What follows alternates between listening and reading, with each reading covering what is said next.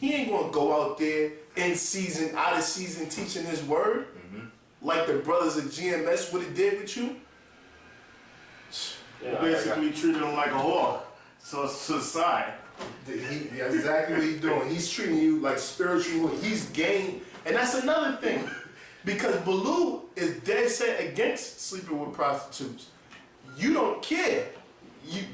You're okay with sleeping with prostitutes. You just won't teach brothers to do it. Yeah. It don't matter. That's that man's business who he pop. So you ain't got a problem if a man pop a prostitute, but Baloo do. So you in agreement with a man that doesn't agree with you. That's not teaching the same doctrine as you. But it's okay now because this side of Israel is all good, fine, and dandy. I don't care what he teaches. We're Israelites. We can hang out. Zephaniah 3 and 2 and 1.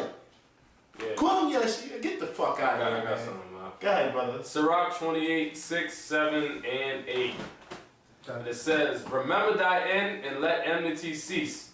Remember corruption and death and abide in the commandments.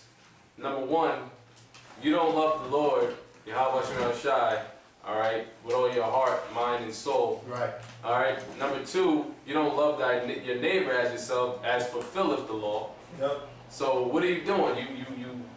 You bear hatred for brothers that did nothing to you, and now you're talking shit against them as if you were never part of them, which you aren't. Verse 7, remember the commandments and bear no malice to thy neighbor. You got malice towards the elders, man, and the other brothers, man. Yep. Remember the covenant of the highest and wink at ignorance.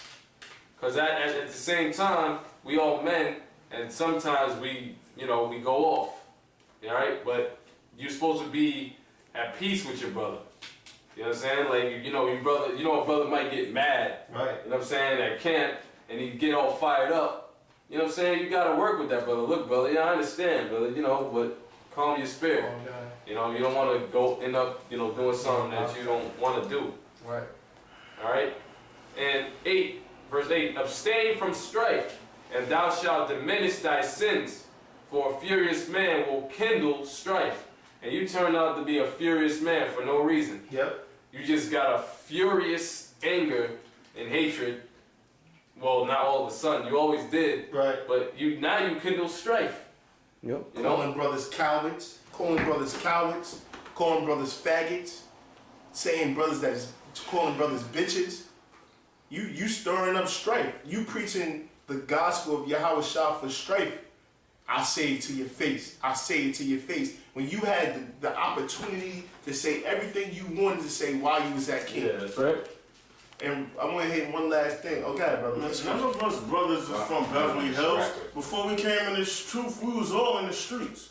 What are you talking about? We ain't no fucking Carlton Banks niggas. Yeah. You know what I mean? Yeah. Oh, because he said this is a card game. He said you could be a thug in GMS. Men are not thugs, man. Yeah. Men are men. All right. We grew up tough. That's how you act.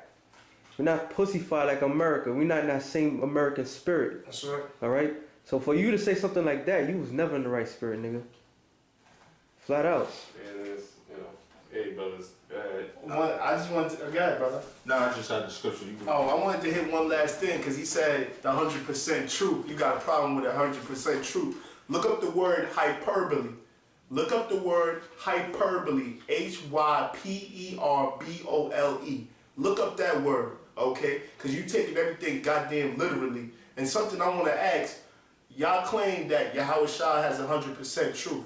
Y'all say there's only one man that has 100% truth. And this is something Yasha Wamba brought out. Yahweh Shah doesn't know the day that he's going to come back. So does Yahweh Shah has 100% truth?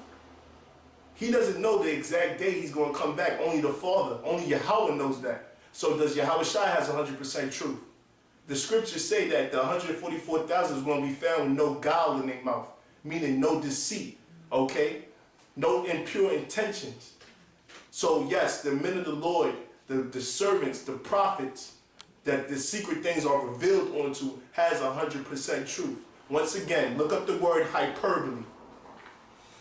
Since you're going to look up words, I just want to get something right quick before I get the scripture in Sirach. Like Timothy's when it says be instant in season, not a season. When you look up the word season, okay? When you look up the word season, excuse me. I'm sorry. I meant to say end season. When it says end season, the word is eukairos, okay?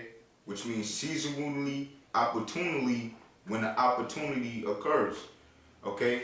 And whether, because, you know, when you're out there on the highways and hedges in season when it's warm and stuff, it's more of an opportunity that you could, you know, gather the elect, because there's more people out there on the streets, you know? But it's not impossible that you can't do it in the winter.